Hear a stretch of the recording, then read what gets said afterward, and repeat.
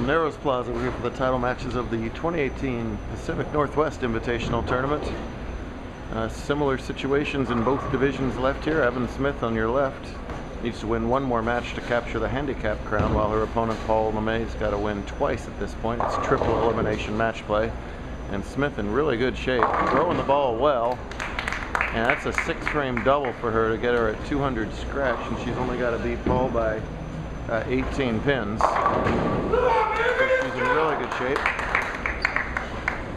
And that quiet gentleman over there is Jacob Mullen, who is the top seed. He's already snagged Bowler of the Year away from Akana Wong with this finish, and now would like to win back-to-back invitationals, playing against the guy who won last year's handicap invitational. Tyler Coates needs 2 more wins. And that trip 4 puts him back in the lead in an exciting second match here. All 4 of these bowlers had only 1 loss left, so it was 1 loss versus 1 loss. So kind of a best 2 out of 3 effect going on here, as Smith is going to open most likely in here in the 7th, but remain in control.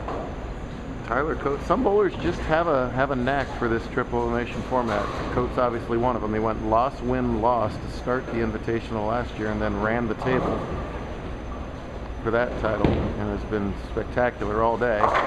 And he gets 2 light hits to carry.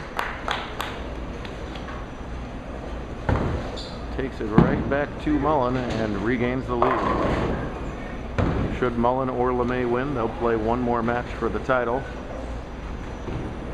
To their left, Isaac Malkoff and Reagan Laurie have both aged out of juniors, otherwise they'd be able to play the U17 and girls match, saying it's been a while for them. Sooner or later, they will play the subdivision matches for $200 each.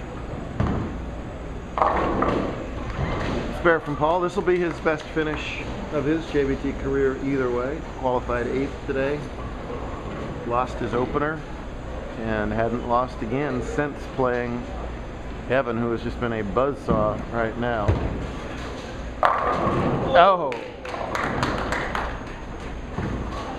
That light hit Ripper 7 that you see. Only in the modern game, only modern balls can leave that hit. And 5 went somewhere it shouldn't, I don't know where, but either way, he falls behind by leaving it, and he's still got to make it, and there is no such thing as an easy spare, let alone an easy strike on the lanes today. Tough pattern. We bowled on Dragon, first time we've ever bowled on it. 45 feet, played super flat, and when patterns are flat, it makes it feel like reverse block, because everybody's so used to having a big old puddle in the middle. Anything the pinch left, tugged, anything you piped and will wash out, and anything you got right of about 8, you can, so it's rolling down 19th Street right now because it's way out of bounds. And whatever you try to do, you just had to make really good shots. If you were off your game today, it wasn't going to happen, no matter where you played. Jacob and Tyler, I think, and maybe one other bowler were the only plus after 5. How it should be for a major, $1,000 for first. Evan backfilling frames with that conversion there in the 8th. Looking for her 2nd career major. She won the TPC 2 seasons ago in the handicap division, so she is unafraid of the big stage.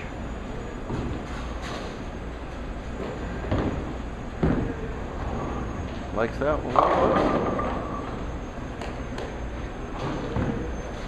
See, even though the ball wants to check left, if you miss, if you don't catch it all, the ball just floats.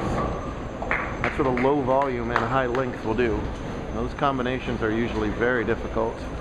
Certainly proved to be the case today, as the scratch cut was minus 128, Jacob Frazier. That's under a 180 average for the best of the best scratch bowlers in the Northwest. It's a fire-breathing rabbit dragon, not just your ordinary Komodo dragon here. It's the real deal. Well, that ball picked up at about 20 feet and just ran by that 2-8. And Tyler Coates has a golden opportunity with that golden bowling ball to extend the match to the distance here. LeMay trails by, well, I think oodles is the technical term, 45.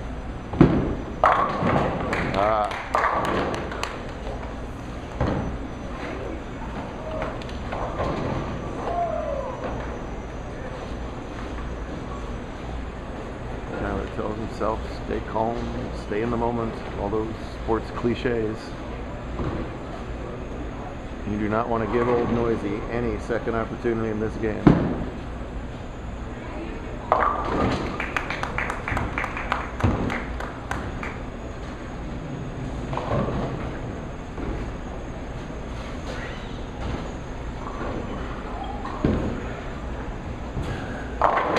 And he is not giving opportunities. He's coming up with one of the high games of the day. I think 278 was high. AJ had one, and I think Dawson Reese had one as well. Any number that started with a 2 today was an outstanding performance.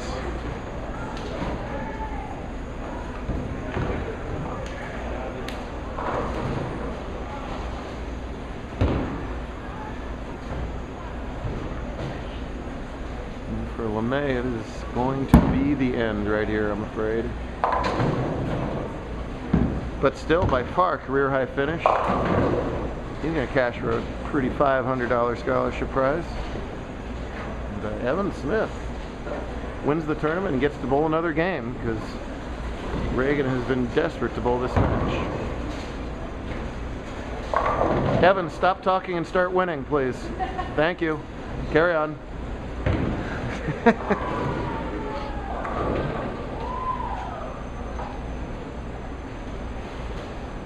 She's happy. She didn't want this day to end. Only one loss through 10 matches.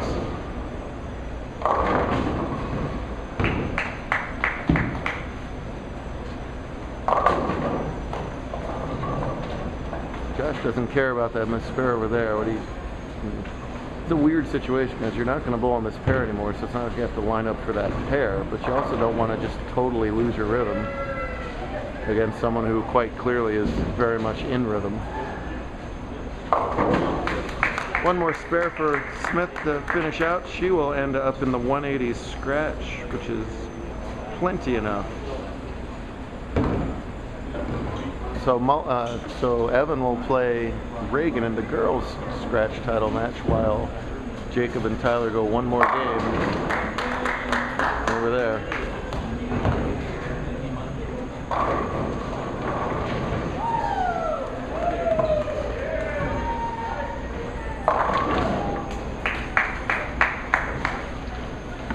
.183 is more than enough for the talented Evan Smith.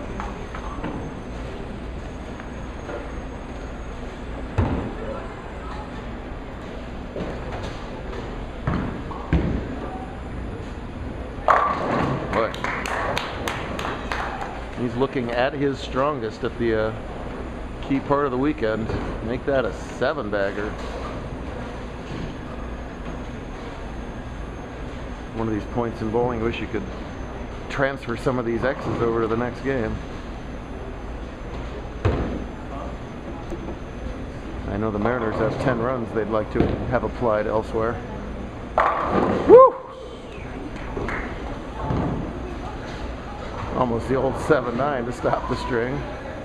Instead of plain old stone 7 puts him way in the 250s. That's the scenario for part 2. Scratch title match and girls scratch title match coming up. Who needs spare?